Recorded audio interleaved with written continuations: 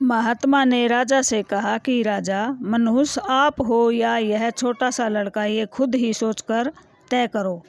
सुंदर नगर में एक बहुत ही मेहनती और दयावान लड़का रहता था। वह आस पड़ोस में सबकी मदद करता और लाचारों की भी मदद किया करता था, इसलिए लोग उस पर बहुत ही विश्वास करते थे और सब उसको बहुत ही अच्छा मानते थे।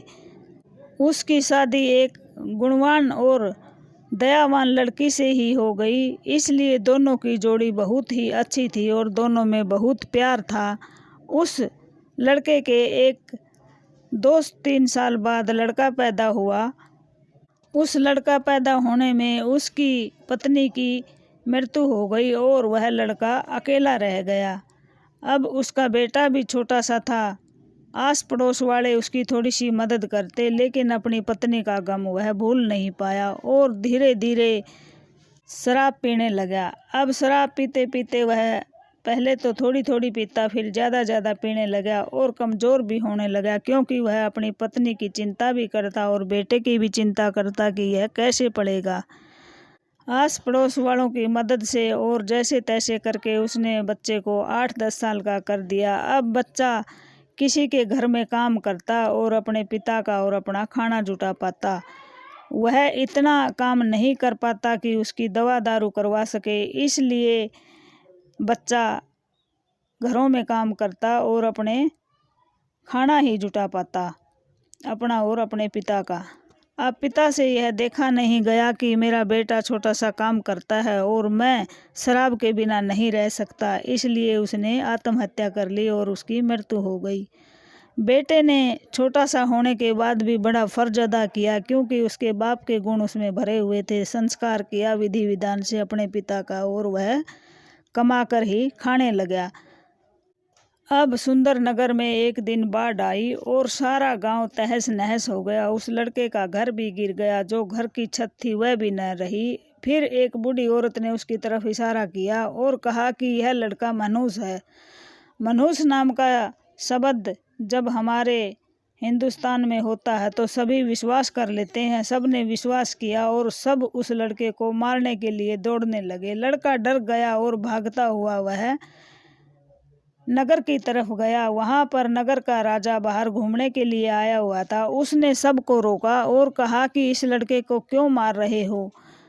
सभी ने कहा कि यह लड़का मनहूस है, इसका जन्म हुआ तब तो इसकी माँ की मृत्यु हो गई और अब इसका पिता भी मृत्यु हो गया और इसकी वजह से ही सारे गांव में बाढ़ आई है। अब राजा कहने लगा कि यह आप कैसे कह सकते हो, तुम इस लड़के को छोड़ दो और मैं अपने महल में इस लड़के को रखूँगा। अब राजा लड़के को ले गया और लड़का ठीक से रहने लगा, काम करता और वहीं राजमहल में ही रहता। अब लड़के ने रहते रहते थोड़े से दिन हो गए, फिर राजा के एक रिश्तेदार की मृत्यु हो गई। राजा ने भी उस लड़के को मनहूस समझ लिया और उसको फांसी की सज़ा दे दी।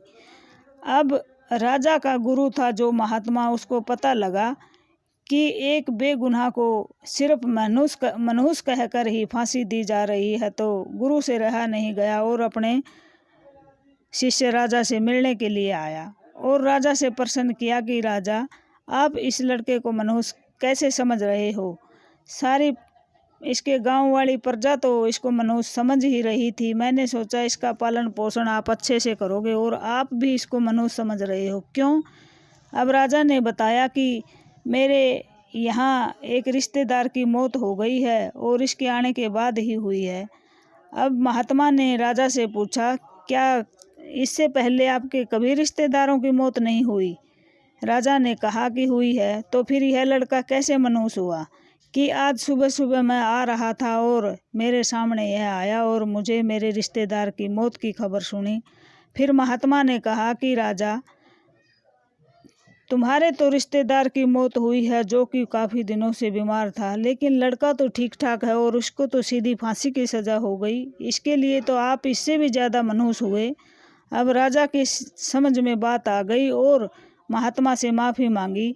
महात्मा कहने लगे कि जब तक किसी भी चीज़ की तह तक नहीं जाओ, आंखों देखी पर विश्वास ना करो, क्योंकि यह लड़का मनहूस नहीं है। यह तो खुद ही किस्मत का मारा हुआ है, इसके कर्म ही इसके आगे आए हुए हैं। पता नहीं किस जन्म में इसने कोई कर्म किए होंगे जो माँ का साया भी उठ गया और पिता का साया भी उठ गया, जो कि इसका पिता बहुत ही अच्छा और दयावान था। मनहूस तो वह है जो इस लड़के को इसकी मदद किए बगैर इसको मारने के लिए दौड़े, और आप इस लड़के की परवरिश करिए और राजमहल में रखिए। यह लड़का मनहूस नहीं है, यह बहुत ही अच्छा है और आपको अच्छा काम करके देगा। तब राजा ने महात्मा की बात मानी और बेटे को आशीर्वाद दिया और बेटा महल में ही रहने लगा। धन्यवाद।